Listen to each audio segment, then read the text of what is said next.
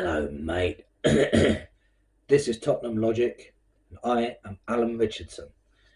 I just want to go over 5 talking points for the Tottenham versus Nottingham Forest game, where Spurs came out 3-1 winners. I want to talk about Højbjerg being hot and cold. I want to talk about Basuma was actually good, better than people thought. I want to talk about Van de Ven. I want to talk about whether Werner should stay or Werner should go. And I want to talk about this season compared to last season and how much I think we've improved. And I'll show you a few stats and a few facts as well. And there's a key stat later on about Arsenal. When everyone keeps saying how good Arsenal are this season compared to last season, keep watching because there's a stat that shows that they actually ain't as good as they were last season. So, first of all, I want to talk about Højbjerg. Højbjerg, everybody says, oh, he made the difference when he came on. He run the show with Bentancur. It's brilliant sub by Postecoglou. Yep, first 20 minutes, Højbjerg looked great. He was spraying the ball left, spraying the ball right, playing it forward. He was putting tackles in, he was winning the ball back.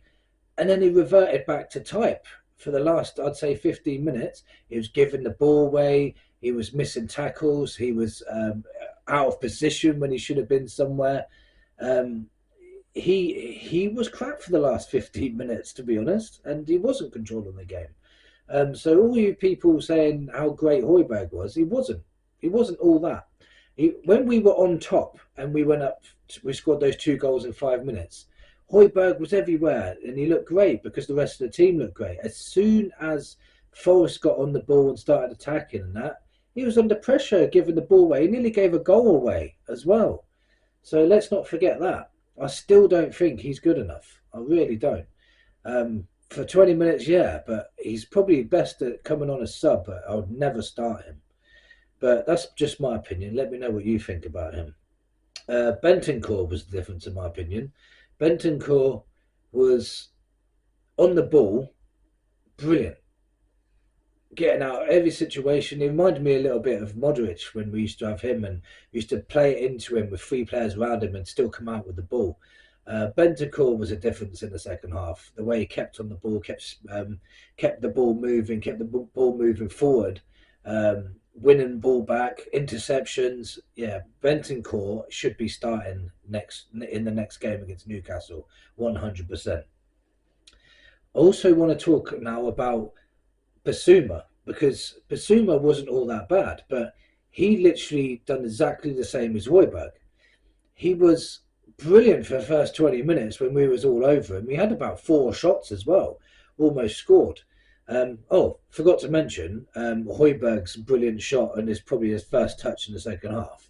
So give him credit for that. That was a good shot. But anyway, Basuma was doing the same in the first half.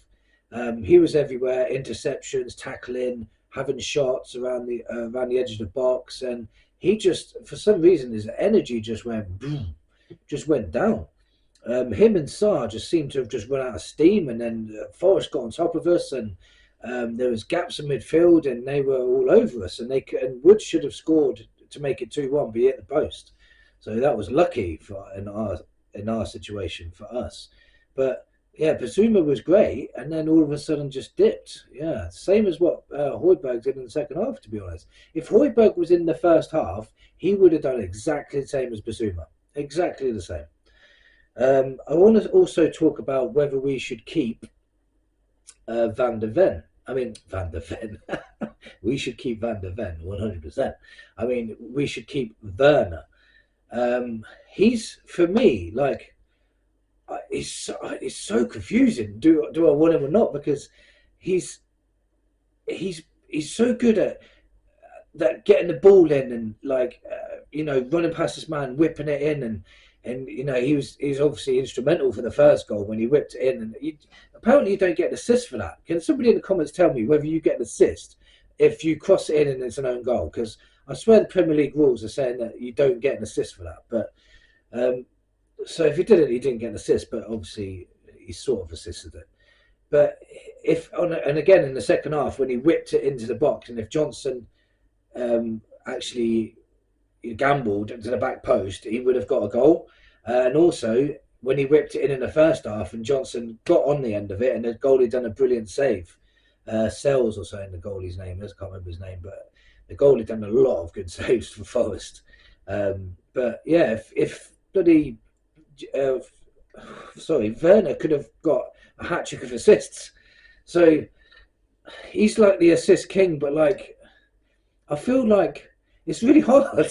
I feel like he can't do anything else other than play it through, cross it, and that's all. But maybe that's all he needs to do in this Ange Postecoglou system. So I'm still on the fence whether we should sign him or not. I just think we can get better, but I don't know whether we can get better for 15 mil. That's the only thing. And now I will talk about Van der Ven. I think Van der Ven is probably now the best young centre back in world football. He is brilliant. He's good on the ball. He uses both feet. No one gets past him. He's strong. He's good in the air. And he could score goals like that. Did you see that goal? If you haven't seen the goal yet, outside the box, left footed, bang, top corner. I was in shock. Sonny gets the assist for that, by the way, as well, with a little like side pass to him. But brilliant goal from Van der Ven. He's just got everything, that man. And this is his first season in the Premier League. Can you believe that? So yeah, I just wanted to bring that up because yeah, Van der Ven is crazy good, and him next to Højbjerg. I don't know how we let in so many goals with them. We never keep a clean sheet, but them two are insane good players. And I honestly think it must be the DM position that's really letting us down at the minute, because there just seems to be them two doing everything. If we had someone sitting in there, I think that would solve all our problems, I reckon. Somebody really good. I don't think Basuma, Sarr or Højbjerg or even Bentancur are good enough to sit in that six. I really don't. Last thing I want to talk about is we had, right, from this time last year, right, if I bring up the table like this time last year, this is a fact for you. We had 60 points at the end of last season. We now have 60 points with 8 games to go. Can you imagine? We're already 7 points ahead of last season. And you know, I've heard Spurs fans grumbling and moaning about like we should be doing better and all that, but we are doing 10 times better than we were last season. Way above. And if we get any more points now, look, every point we get now is going to be more points than we got last season. So it's crazy. And this is the fact I told you at the beginning of the video. I promised you. Everyone says Arsenal are much better this season. They're going to win the league, and all this. They've learned from last year and all this. They're 3 points worse off than last season. So we're 7 points better off than last season. They're 3 points worse off than last season. We're only 11 points from top with 8 games to go. Can you imagine if someone told you that at the beginning of the season? We lost Harry Kane. We've got an unknown Postecoglou coming in from the Scottish League. And someone said to you we're going to be 11 points from top with 8 games to go. I would have said, off. So, brilliant season. Like, it's even if we didn't even get in the Champions League this season, it's still a good season. I can still see massive improvement, massive progression. So all of us fans should be content and happy now with whatever happens going forward. And I seriously believe, a little bonus thing I want to talk about, I seriously believe that when we do start playing Arsenal, Liverpool, Newcastle, Chelsea, City, I think we will play better. They're going to leave so many gaps behind. I honestly think we struggle with the low block sides at the moment because they just defend. But can you imagine with these teams letting us through? It's going to be goals galore in all those games, I'm telling you, because our defence never keeps a clean sheet either. So it's going to be 4-3s all the way. We're definitely going to have a say in the title race anyway. But anyway, all of this is just my opinion.